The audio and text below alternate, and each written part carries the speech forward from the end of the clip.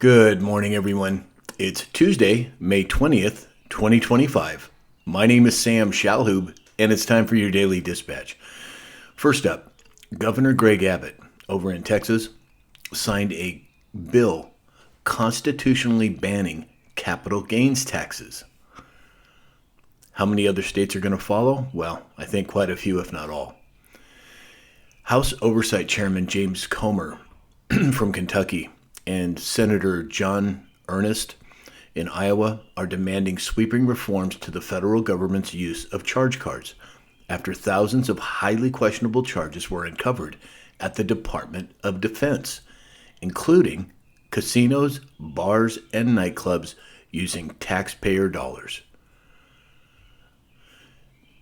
After targeting dyes and other chemicals allowed for use in food, HHS Secretary Robert F. Kennedy Jr. is zeroing in on the active ingredient in Roundup, glyphosate, in his bid to root out what he calls environmental toxins that contribute to chronic disease.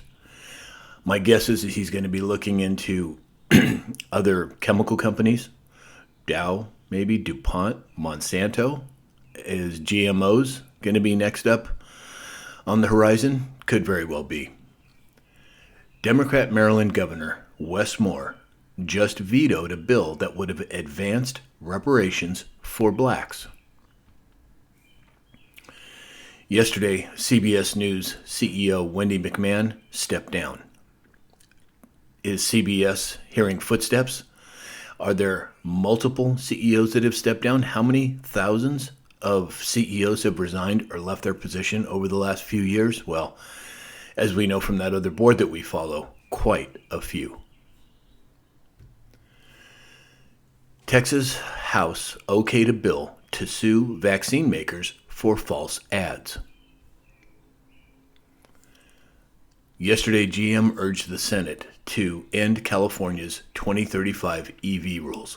I mean, where is the reasoning coming from? It's ridiculous to think that you can set up an infrastructure for electric vehicles to even come close to what we have for petroleum products. It's not it's not reasonable. And I've got to think that the Senate and or other portions of our government are going to step in and bring some sanity here to California. Yesterday, the Supreme Court sided with President Trump, allowing the removal of protected status from 300,000 Venezuelan migrants.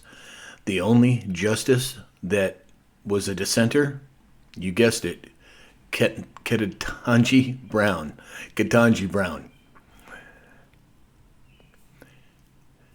Next article is very interesting. Retired 4-star Navy Admiral Robert P. Burke, who is 63, was found guilty on federal charges including bribery, conspiracy to commit bribery, acts affecting a personal financial interest, and concealment of material facts. What's interesting about this is this broke yesterday, and it was all over the news wires. But what is interesting is we heard nothing about this. At least I didn't. This whole time it's been going on, and then all of a sudden, boom, he's convicted. Is this what we're going to see with many other players in our government and nefarious people throughout our country? Well, it could very well be, and I have a suspicion that we're looking at RICO acts on a lot of what we're going to be seeing in the near future. Let's not forget, there's over 500,000 sealed indictments currently. And then finally today, JP Morgan is going to allow clients to buy Bitcoin.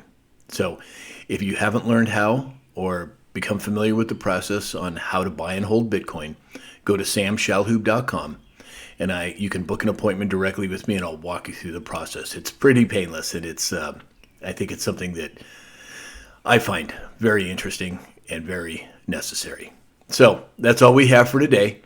Keep in mind, we will be doing our live broadcast today at 9 a.m. Pacific time. We'll be on all platforms: TikTok, Rumble, X, Facebook, and YouTube. So hopefully you can join us then. And in the meantime, I hope you have a great day, and we'll talk again soon.